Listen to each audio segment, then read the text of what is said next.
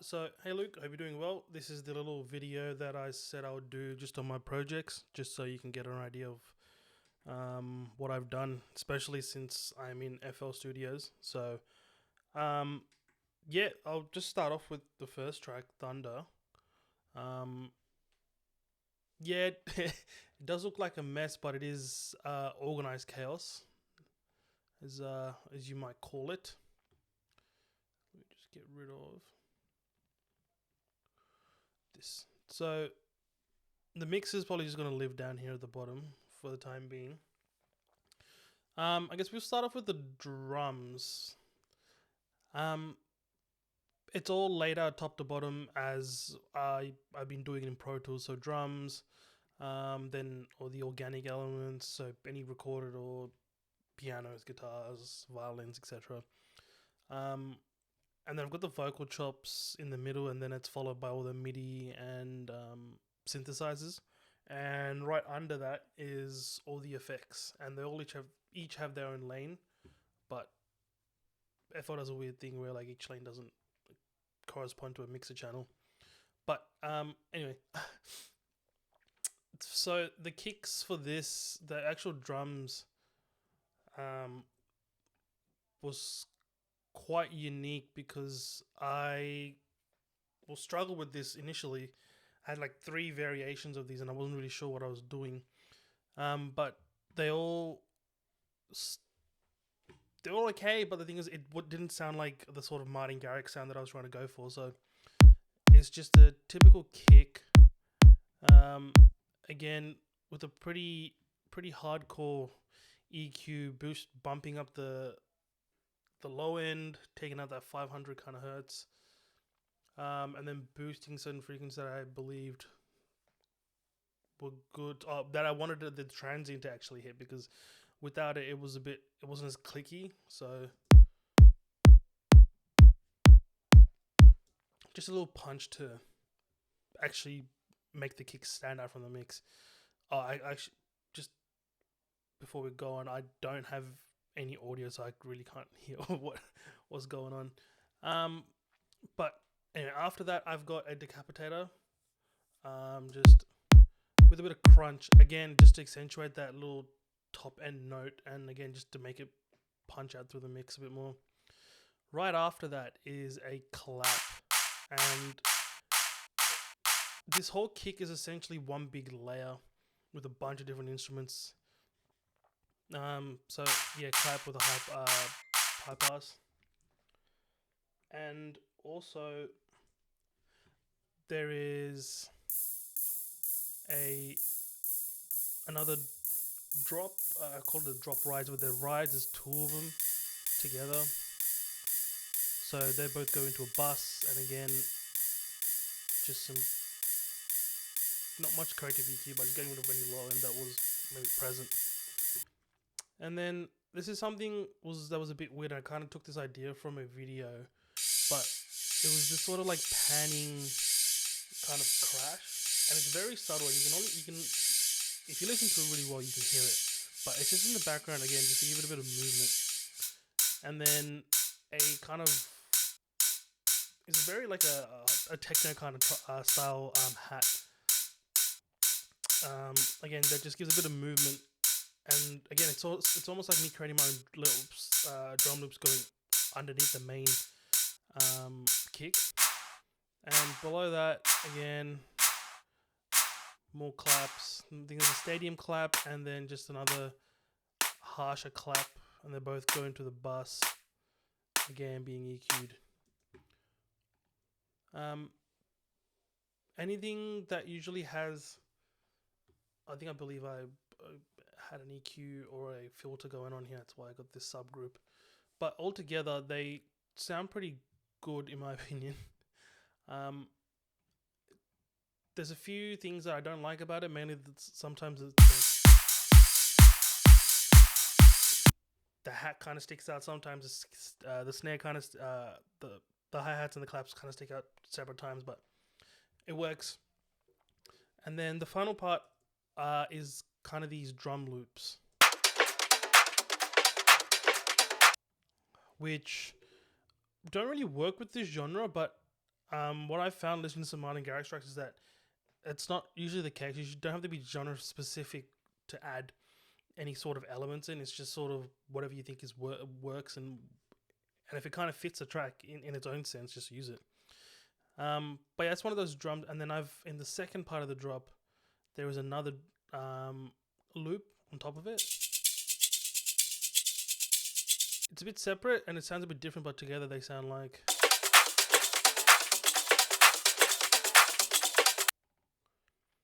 And yeah, again, just corrective EQ, just getting rid of all the muddiness and keeping that low and clean.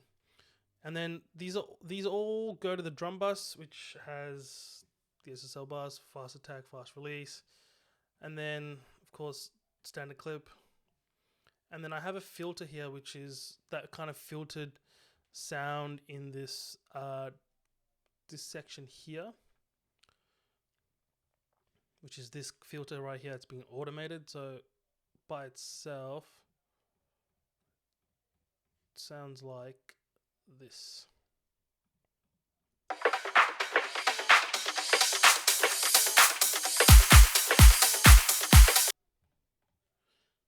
And it was just that kind of fake drop that I've kind of done for all of my tracks. But aside from a couple of fills here and there, there's nothing much for drums. Like usually, I know people go really heavy with progressive house drums because it's like the thing to do. But in my opinion, like I don't know, I was trying to like be as complicated as they were, but now it's just like whatever gets the sort of vision across is what I kind of just stick with, and it kind of works, and it really worked with this project. The build snares, I usually love using pre-made snares, but this time I chose to do my own. And again, not much on the snares. It just typical build up with the 16s, and then rapidly getting faster with obviously a pitch automation.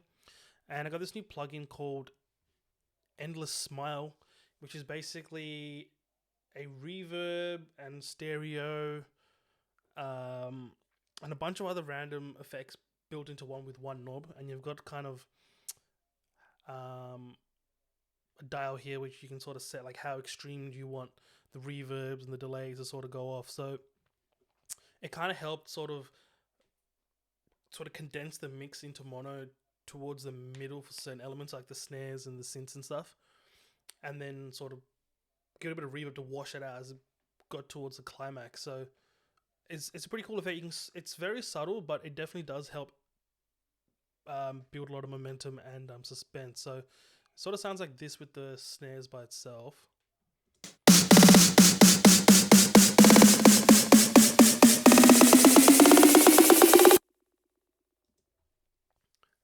Yeah, and I've used it for like everything, and it's great.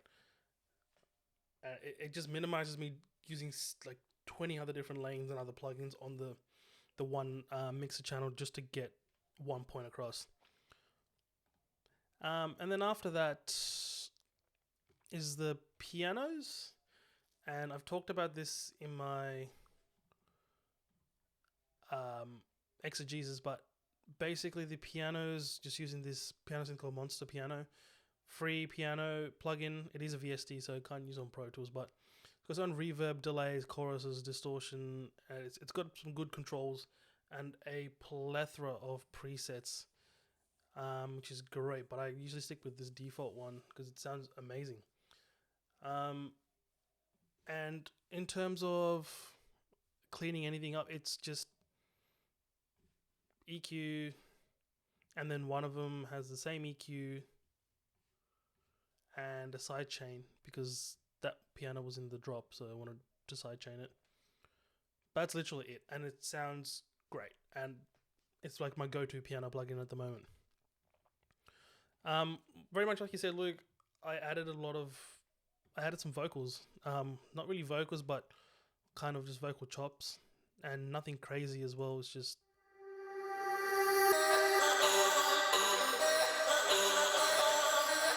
very subtle, and yeah, it's just the vocal preset which I've tweaked, some OTT, of course, and some novel tech character, just I think saturation or distortion. I honestly can't tell, but I like the kind of flavor it gives. Decapitator on top of that, and then a Pro MB with the 500 and below kind of compression, as well as kind of taming the top end a bit. All of that with, I know this is not a good method of working, and I know we've been taught to do it the other way, but I put a reverb directly on the vocals itself, and this reverb is just to give the vocal some room, nothing crazy. It's a very, very short reverb, and it just gives the room some presence in the mix, and I can just leave it and not have to worry about automating it. And honestly, I could have done it the other way, but I did it this way. I don't know why, but it is what it is. And finally, a filter. It's called the DJing filter by Zephyr. It's just an easy one knob kind of plugin where I can automate the filter here and there as other melodies, the main melody comes in and out. But that's the vocal processing for the vocal chops. I think one part that it kind of flew under the radar was this little ping pong pluck that I had with the main melody.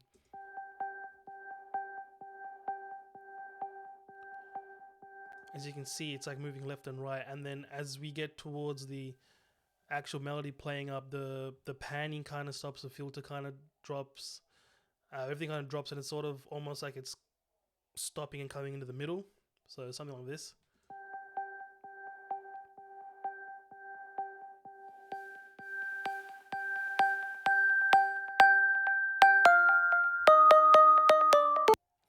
I think it's a pretty cool effect, but again, yeah, it flew under the radar. No one really noticed, but it was good to bring ambience because usually I resort to drones, but this helped because I could sort of manipulate my own drone into the actual melody. And then yeah, these are all the envelope lanes.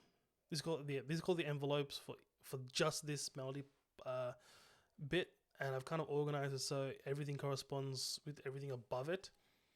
And yeah, the top one's the endless mouse. That's the reverb plugin, panning, a high pass filter, and then also the volume as well. After that is just the main melodies, and I've had to consolidate a few items, including this kind of tail reverse swell. Because the plugins I used were a bit CPU intensive, and also with a big project like this, it's just easier to get around. Yeah, so nothing crazy here, and then there's obviously the pitch automation, the key change over here as well that I wanted. And then another plugin that I love using is also Shaperbox 3, but it is extremely CPU intensive. If I can find it, that'd be great. So what it does, I've just got like a little flutter kind of going on with the volume automation, but it's just one knob, and it's very easy to do. And I've just consolidated the tail end and then just kind of increase the mix for the Shaperbox. Otherwise, if it's playing throughout the whole thing, it just tanks my PC, my Mac, unfortunately. And the same thing applies with Pro Tools. I had the same issue with RST5. Again, I got around it by consolidating a lot of items. One thing that I'm really proud of and took me very long to do is this kind of build riser, where it's the same melody pluck, but it sort of gets faster and faster and faster as it goes on. So it sounds like this by itself.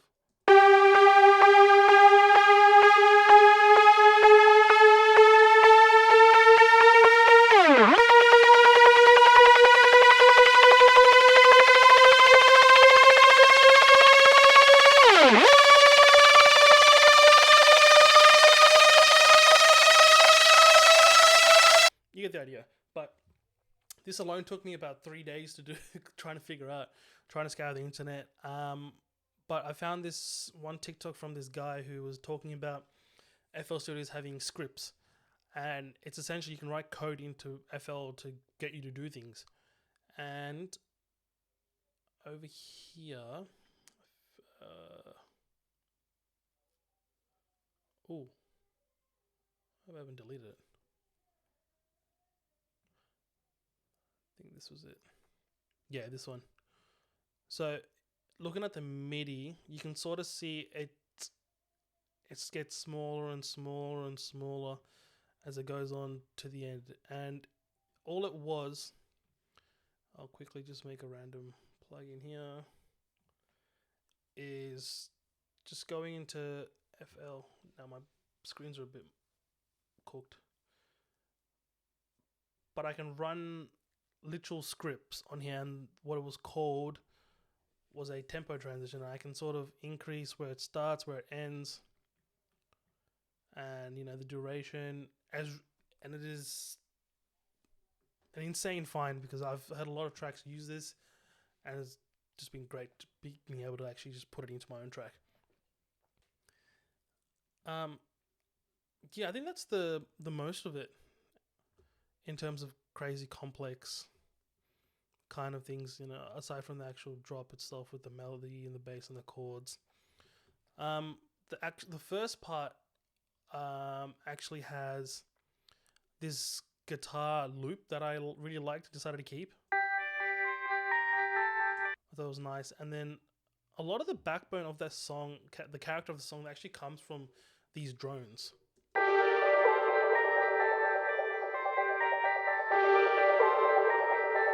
And these drones specifically are from this guy called Kling, and he has some really nice packs and stuff. And they're sort of more for house music and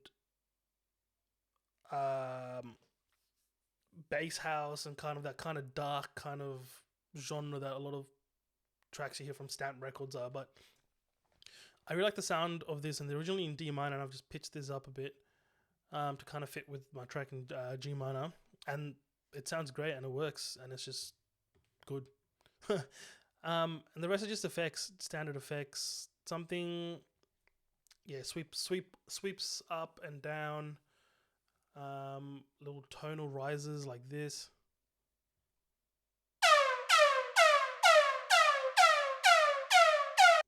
Again, nothing really crazy. Something I did find interesting was I used this kind of scary drone from one of the Kashmir sample packs. And initially it was pretty short, but what I did was sort of stretch it out over the distance I needed, and it kind of pitched itself and kind of did some weird manipulation with it, and it sounded pretty cool because it sounded like an engine or like a helicopter kind of starting up. So it sounds like this.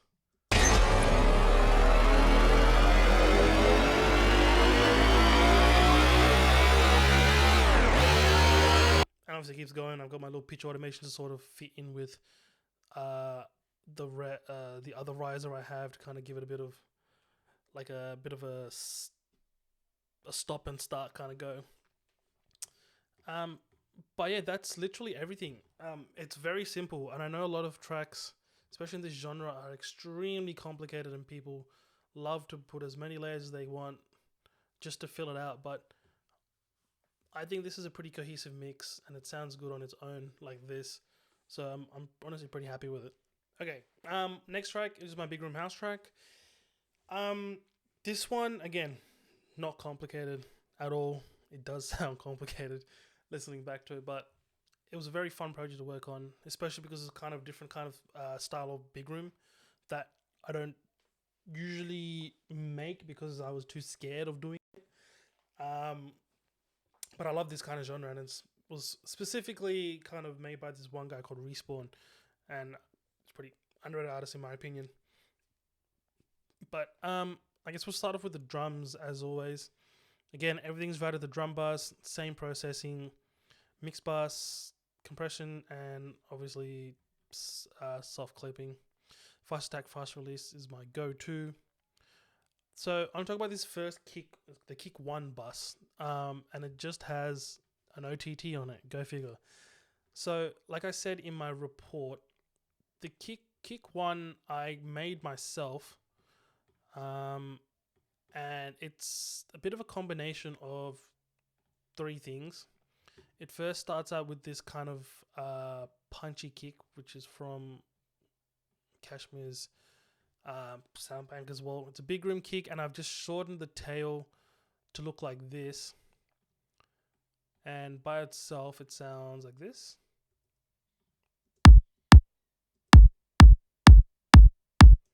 It sounds like that. Just gonna drop the volume real quick.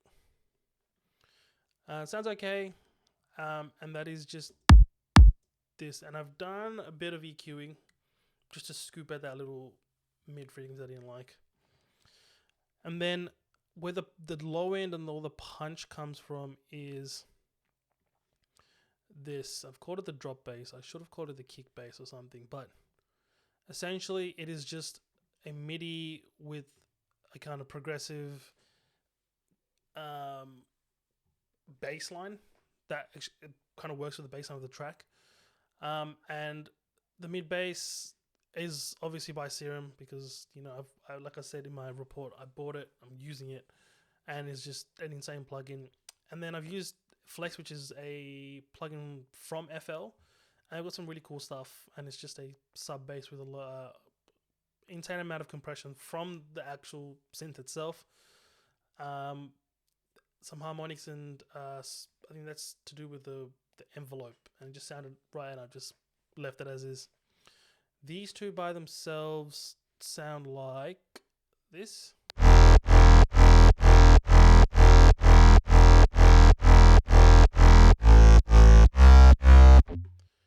And then, of course,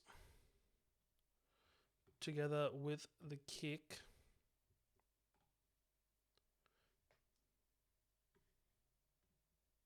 sound like this.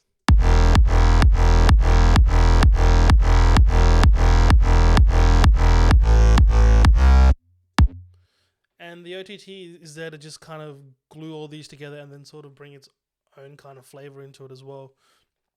And I like the sound of it. So I know I use OTT a lot, but I really do like that plugin.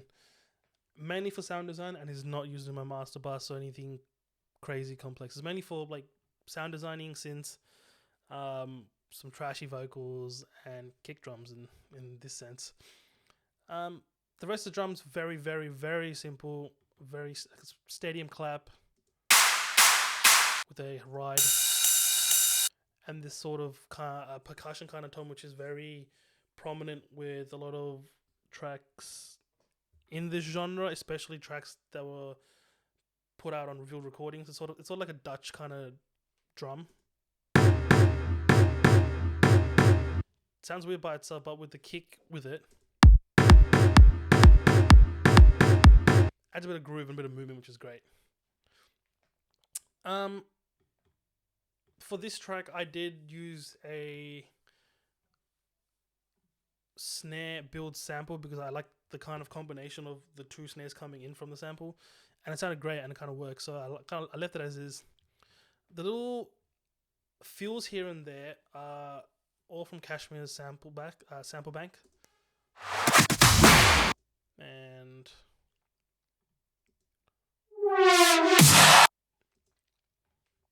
again, I always use Kashmir's sample packs, because they sound great. Like, they're just amazing. For the second part, I changed the kick to this hard style kick, which again is from Kashmir. I did process this quite a lot. First, he took out this 500 kind of reach, which I didn't like. Did a few notching in these kind of areas, which were really honky and kind of had a distinct hardstyle sound, where it's kind of hard to explain, but like it sounded like someone hitting a pipe on the ground, like a hollow PVC pipe. It just sounded disgusting. So I got rid of it, and then also boosted the sub frequencies to give the kick a lot more thump. I did initially try to use a pull tech for this, but didn't like the way it sounded, so I just used the Pro Q. And then I've got this another Pro Cue which kind of filters, which is for that fake drop that I have in the last section, to sort of cut away the low end before it actually comes back in again. And then the reverb on the kick is automated for the last actual kick in the third drop, the fourth or fifth, I can't remember which one it is. But it's supposed to mimic a whole kick, so it sounds something like this. Bit of a reverby hardstyle kick, which is very prominent for that hardstyle genre to sort of end the track, supposedly. But it was a cool way to kind of send it off, and again with a bit of reverb tail. Aside from that, that's pretty much drums. Very simple in this, extremely simple, nothing crazy at all. And that's why I love Big Room so much. Like, it's very simple, but it just sounds epic, and it is great fun. Again, I've actually decided not to use the piano in this because of the guitars. But had I used it, it would have been the Monster pianos, which I've consolidated just to save some CPU. These are the guitars. There's a lot, and all the guitars are in green here. So I've got this pulsing kind of pulsing guitar little drone that I made myself. It's very subtle, but it's nice for the ambience. And then I have several buses, and they're all for each individual kind of style. So the first one's for strumming, and I've got left, right, and then sort of stereo / center. And these two are separate ones. One of them's a chord pluck, which is sort of kind of sustaining in its own chord. And then this one.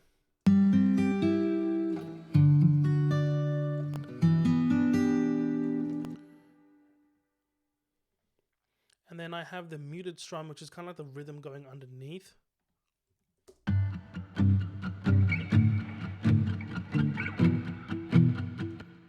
And then these other strums as well.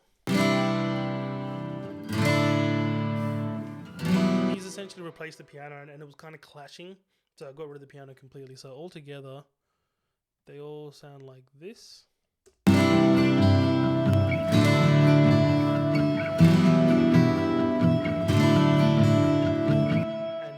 That Taylor guitar is just stunning. It's just so fun to use. I've muted some tracks because I didn't like the way it sounded. Because of the recording, which is some issues that I've talked about in my exegesis as well.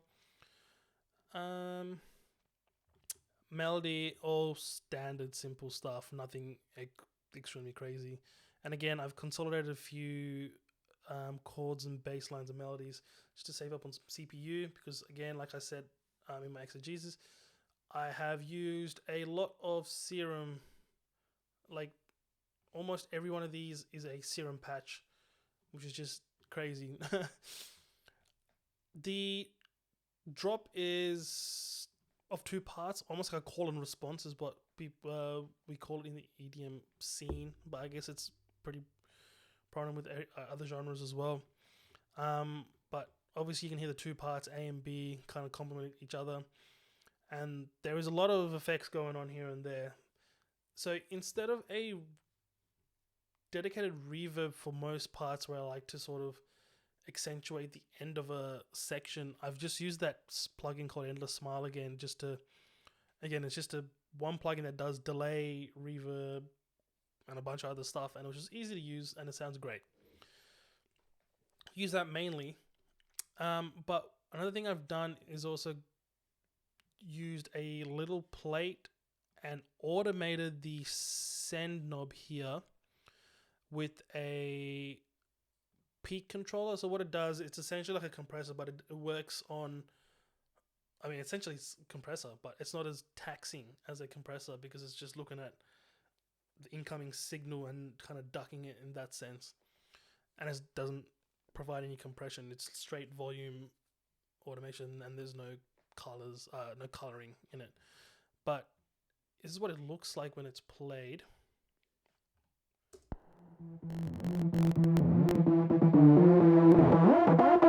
As you can see, this knob is like kind of turning on and off by itself, and that is because of this controller.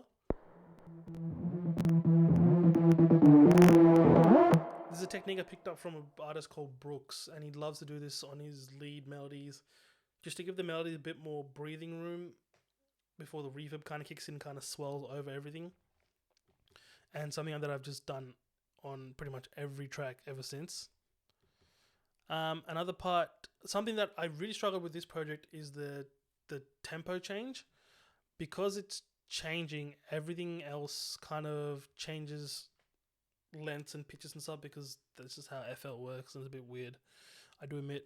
And it was really taxing on the CPU, so I had to consolidate certain sections of my melody to actually get it across, because the melody, the drop melody itself is 4 layers for part A and then 4 layers for part B, and they're all, each layer is going to a bus. Again, OTT compression and notching and some high pass, and then they're all going to the big drop bus, which has a bit of stereo widening on it, nothing too crazy, very, very subtle. And of course the peak, and then all the little effects, so, and a bit of the filter, the endless smile plugin,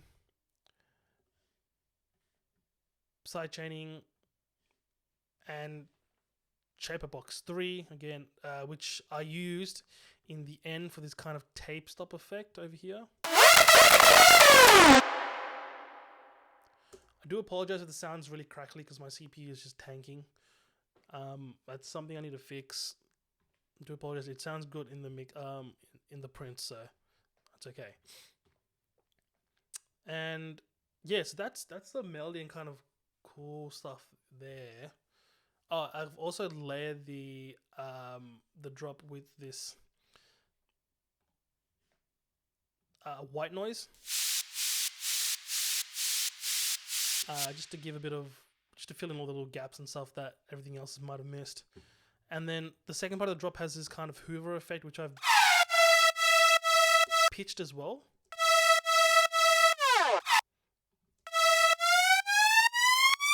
Again, to add movement and to make sure that both drops aren't too similar.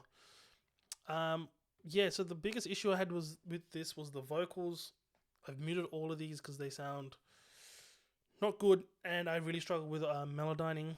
So I might come back to this during the break and see what I can do, maybe use this for practice.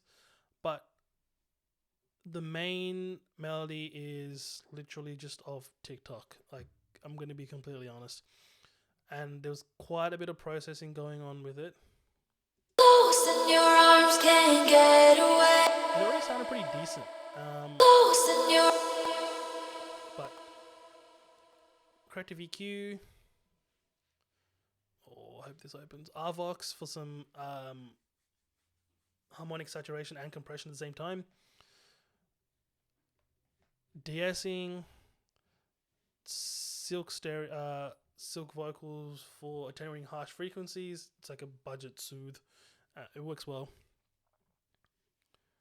Some notching. And a bit of Pro MB with that same preset, which I've kind of made myself, with the ducking 500, and then anything above like 400-ish, just those harsh frequencies, it's attenuating. Again, I have another P controller, and that's controlling the sends for my Valhalla Supermassive, I think, or the delay and reverb. Yeah, the ping pong reverb. And it's a nice little trick. Close in your arms, can't get away. Yeah, it's the Supermassive. And then this long reverb and ping pong delay is over here. That's just to cover up the little stutter effect, which sounds like this by itself. I didn't like it. So, and I couldn't really change it, so that's my workaround. And it sounds good, in my opinion. Like, I don't think had I told anyone I didn't record this, they would have assumed I've recorded it. So I guess good processing in my end, and the sample itself was pretty decent. I did consolidate a little part here where it's just a stagnant little like part says chains. It's the first part of that little sentence. Kind of helps kind of fill in that little gap here when everything else is quiet. And then the other crazy part in this is probably the effects, especially in the build up. There's quite a lot. And it's pretty, I'd say it's pretty reminiscent of this genre.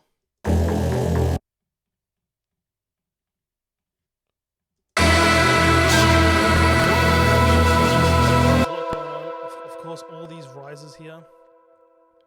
And then I've got this choir sample. And then this flute sample. Which both sound amazing together. But the biggest issue I had with these two is that when they were both playing together, there was a lot of these frequencies that both of them were really prominent in, and then they stacked on each other and it just centered through the roof. Main one was this 300 and a couple of these ones here as well, and I've had to attenuate them like 2 or 3 times just to ensure they weren't being an issue. Again, here and here and here, and you couldn't really hear it. The only reason I heard it is because once I'd done the mastering, it just pushed everything up to that limit and everything just got a lot louder. So then you could hear a lot more. And it was kind of like a whoop whoop whoop whoop kind of sound in the background. I was like, oh, I don't know what this is. It sounds weird. I'm gonna get rid of it. But that was the biggest issue I was trying to figure out here. But in the end, it worked. It sounded great. I think aside from doing that, I kind of pushed the flute more to the stereo left and right, and instead of keeping it sort of in the middle in stereo like the choir was, and that also helped out because it wasn't fighting for the same space. Yeah, aside from that, I think that's everything, and yeah, it's a really fun track to work on as well. Nothing really crazy. This is probably a lot simpler than the previous track as well. Okay, third and final track, and this is probably my favorite one as well because it's a genre that I've never really done before, but I love listening to, and I even use my own vocals. So big achievements for me in this track, and yeah, I love this one so much. I am really tanking my CPUs because I OBS on as well. Yeah, so the build up for this track again was inspired by one of Hardwell's tracks called Shotgun, and the intro version which he used in Ultra Miami 2023. And it's just a lot of effects from Kashmir, like drones, glitch samples, sweeps, some vocals, tribal vocals, war horns, some atmosphere in the background, and of course the clock, which I just absolutely love, which sounds like this.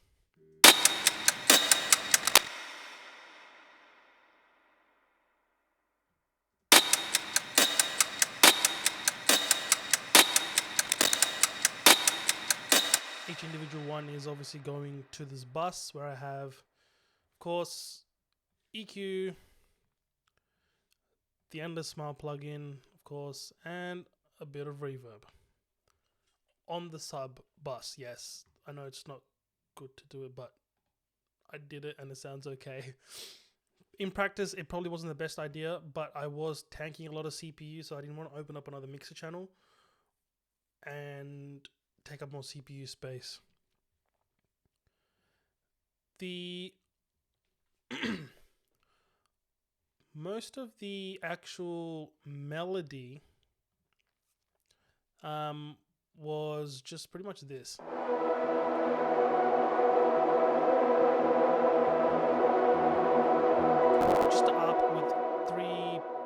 presets from, I believe, Serum as well.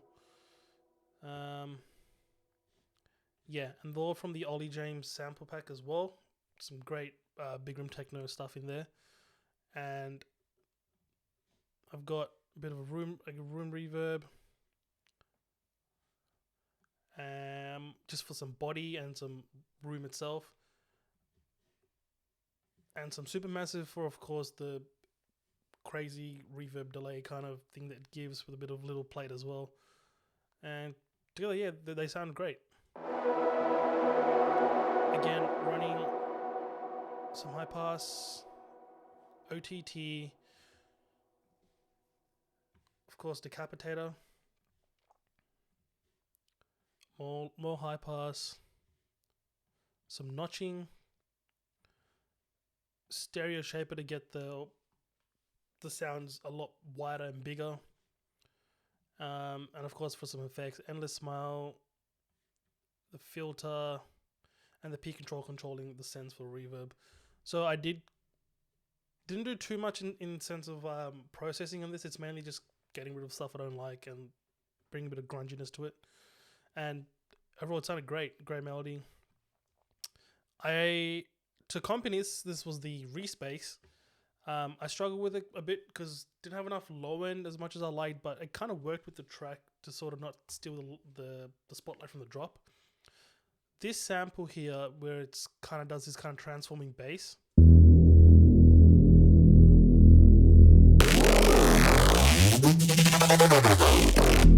It's just a sample from one of the sample banks I got. I can't remember where, but it fits really well. And I've always wondered how artists and producers do this kind of like transforming bass line to sort of transition to the next scene. And I guess that's how they did it, and it just sounds sick.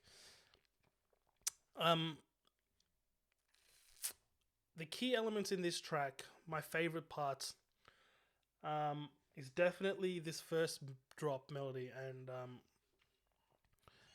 I stole inspiration from this from Hardwell's intro track in for Ultra Miami 2024, and it's just a one-shot pluck, and there is a lot of processing going on in this to get it to sound like this. So initially it sounds like this.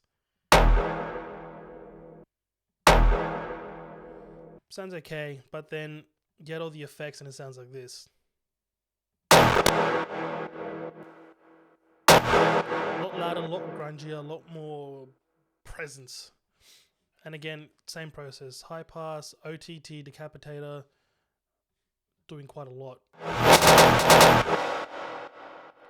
A bit of pool tech to boost some 10K. Got a Pro MB kind of compressing this middle section here, which was a bit too spiky in my opinion. So I brought that down. Bit of Noveltech character.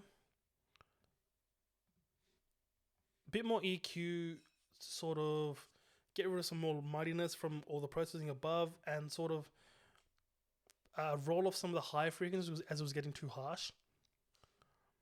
And then under that, I've got this whole reverb on the actual channel itself being controlled by a P controller. The wet signal is. Again, just to save in some CPU space, and of course, side chaining as well. But yeah, overall, it just made for a killer melody, killer kind of stab one shot, and probably one of my favorite ones I've actually done. So I'm definitely going to be using this in other tracks as well. Drums for this genre is weird because it's very minimal, but there's quite a lot going on at the same time. Like the main kick, the face kick, is just this rumble kick, which I've gotten rid of the rumble from. Very bassy, very nice, and it's accompanied by this kind of very stereo, they call it runner claps.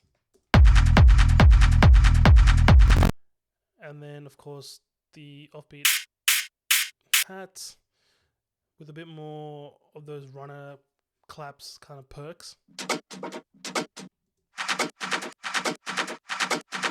And then with some hi-hats, sorry, top loops. Sound nice. And then something that's really iconic with this genre is this kind of triple reverb clap. It's very iconic in this in techno tracks as well.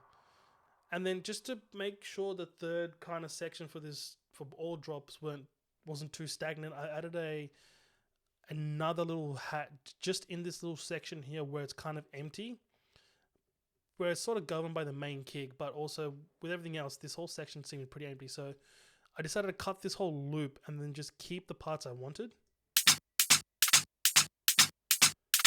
Sounds weird by itself, but with everything else on, kind of fills that gap in nicely, and with the kick. Yeah, so that was it for drums, for the first drop at least. Real fun to work with. And I just ended up filtering out, if you look on to kick 1, there's just a low pass filter up here that slowly just moves up.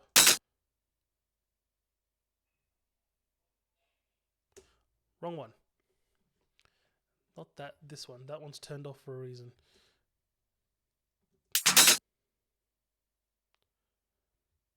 Just filtering the kick out as it goes on. After that, it's just the same melody over and over again. I have my own vocals that I recorded. This is a lot of fun to do, but also really stressful at the same time. But I did have a lot of fun doing it. So I always thought everything I did was... This is the initial processing for my vocals. EQ, 2A, de-esser, Pro C, Arvox, some notching to get rid of those harsh frequencies. I've also added some silk vocals as well. Some pull tech to bring back some of the 12K that the vocal was needing. And of course the Pro MB preset that I've made. On top of that, again, put the reverb on the actual track. And again, just to provide some initial room. And then I just ended up committing the whole thing. This whole chain, just committed it. And then just called it a day. This was a lot easier because less CPU intensive, and I just pretty much turned that whole channel off. And then I just have to worry about the final vocals. And then this went to another bus where I just had the little altar boy doing the pitch and formatting. And then that was also getting sent to the Supermassive Reverb. Whoa. Apologies for that. Supermassive Reverb. And then also, Luke, I took your advice on the micro shift to add a bit of kind of weird chorusing. And that's where, in this section where I just say this. Fuck up. Sometimes it just sounds... Cool little effect. Kind of add a bit of dramaticness to it, which was cool. But again, yeah, the drones, everything in this intro is pretty much slowly coming back in towards that middle section to provide a lot of suspense, sustain, like just really cool kind of dark kind of vibe, for the lack of words. And that's about it for that first half. The second half, I decided to change the drop up completely because why not? And also, it's pretty common with most of this genre to have 2 different types of drops. The second drop was, I used 2 synths. I think one was a Serum and another one was a plugin called Vital. I had an issue with that plugin Vital just not cooperating, and it was just making my project crash. Sometimes I can't even open it. And I just ended up consolidating the whole thing and then just working off the waveform, and that worked. The kick in this one is very different from the first one. Much more traditional big room house kick that I really liked. Added a bit of decapitator to get more grit in the low end. and just EQing little sections that I really didn't like in this, and obviously boosting the bit of that sub frequency to actually make the kick really, really punchy. And the cool thing about this is that in the second part, I pretty much enveloped off all the low end and gave it a bit of like this Melbourne bounce,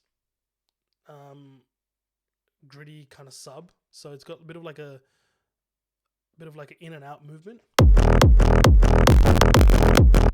which is really cool. And again, similar processing on that EQ to get rid of all that top end, which is from the kick. And so we're just left with all this sub. And then a bit of decapitator on it. Again, to get it more gritty. And then they're all going to this kick 2 bus, where I have a Pro MB just compressing 500 hertz and below, which is basically most of the body of the low end of that kick. Just because it felt like, because it's 2 different types of low end from 2 different sources, I wanted to make sure they were all squished together into one cohesive kick. So yeah, that sounded great, but and then I just put all the rest of this snares, hats, and loops into the second section as well. But that's about it. This track is extremely simple in that there is literally bare minimum effects. Most of it is ambience, one shots, small rises here and there. Like compared to all the other tracks, this is nothing. But yeah, definitely my favorite, most favorite track to work on. I had a lot of fun with this. So